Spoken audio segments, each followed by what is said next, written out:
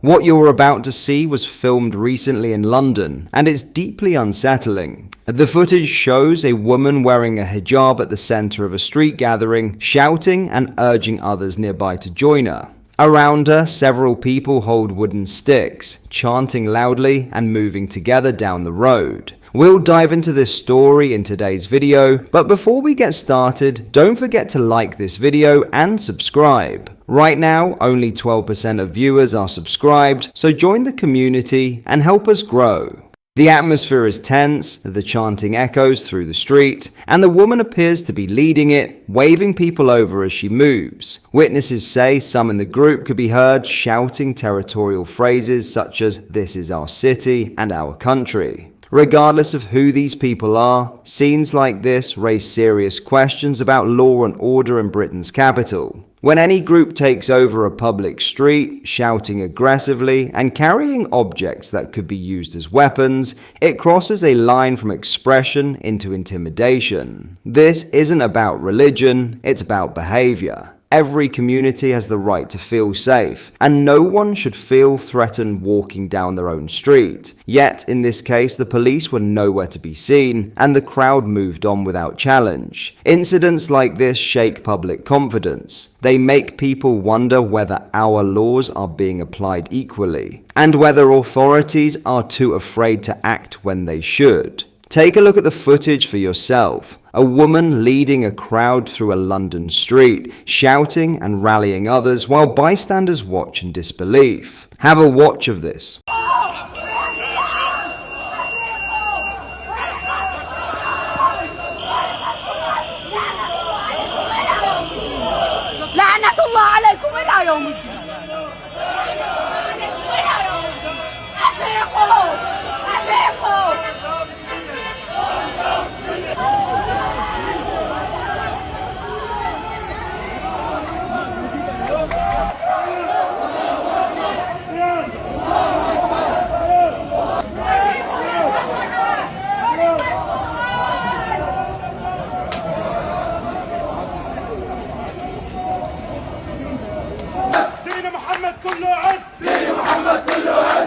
What this footage shows should concern everyone who cares about public safety and cohesion in Britain. When someone can take over a London street, shout aggressively, and rally others without any police response, it sends a dangerous message that some are above the law. This isn't about faith or background, it's about the simple principle that the law applies equally to everyone. Freedom of speech doesn't mean freedom to intimidate or incite, and community expression should never come at the cost of public safety. The authorities must act, not selectively, not timidly, but fairly and decisively. Because every time incidents like this go unchecked, confidence in law enforcement erodes a little more. Britain must stand firm on one standard for all. Respect the law, respect the community, and respect the country you live in. That's how we keep order, and that's how we keep Britain. In other news, state pension age increases over the years have come at significant human cost. Analysts are warning amid calls to raise the threshold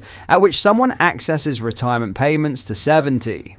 Fresh analysis from the Standard Life Centre for the Future of Retirement exposes the mounting financial crisis among Britain's pre-retirement population, with poverty rates soaring to unprecedented levels. The government is in the process of carrying out a state pension age review as concerns grow over the long-term viability of the triple lock, which is the mechanism used to determine annual payment hikes. Currently, 25% of individuals between 60 and 65 years old experience poverty conditions, representing 800,000 additional people compared with 2010 figures. This demographic faces particularly harsh circumstances, with typical earnings falling 16% below those of people in their late 50s. As part of the latest review, ministers will consider accelerating pension age increases, potentially affecting approximately 3 million citizens. Helen Morrissey, the head of personal finances at Hargreaves Lansdown, previously warned,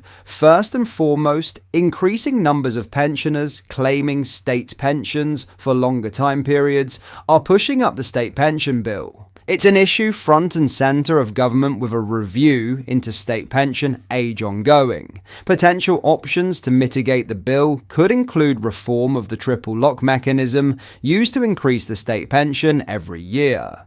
We will also likely see further discussion on whether the timetable for state pension age rises needs to accelerate even further, and we could see a timetable put in place for a state pension age rising into the 70s.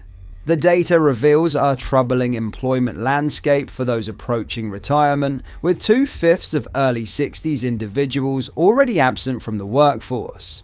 Among Britain's 60 to 64 age group, approximately 1.7 million people remain economically inactive. Health challenges constitute the primary barrier, with 37% of this inactive population citing chronic illness or disability as their principal reason for leaving employment. These figures underscore the impossibility of extending working lives for substantial numbers who face physical limitations. Financial precarity extends beyond employment status, with 40% of those between 60 and 65 possessing under £3,000 in personal savings. Research indicates that 35% of unemployed individuals in poverty within this age bracket belong to households receiving private pensions but no government support. Those aged 50 to 64 who elect to retire possess median assets exceeding £1.2 million,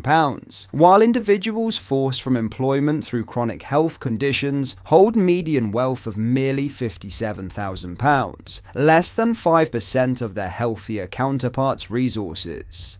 Catherine Foote, who leads the Standard Life Centre for the Future of Retirement, emphasised the human consequences of potential policy changes.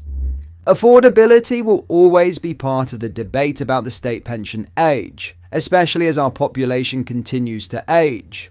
But the evidence shows that previous increases have already come at a significant human cost, she stated. Ms. Foote highlighted the stark reality facing this demographic. A quarter of people in their early 60s now live in poverty, and many more are unable to work due to poor health or caring responsibilities. She cautioned that whilst pension age increases might provide temporary fiscal relief, they risk deepening inequality and hardship for those least able to work for longer.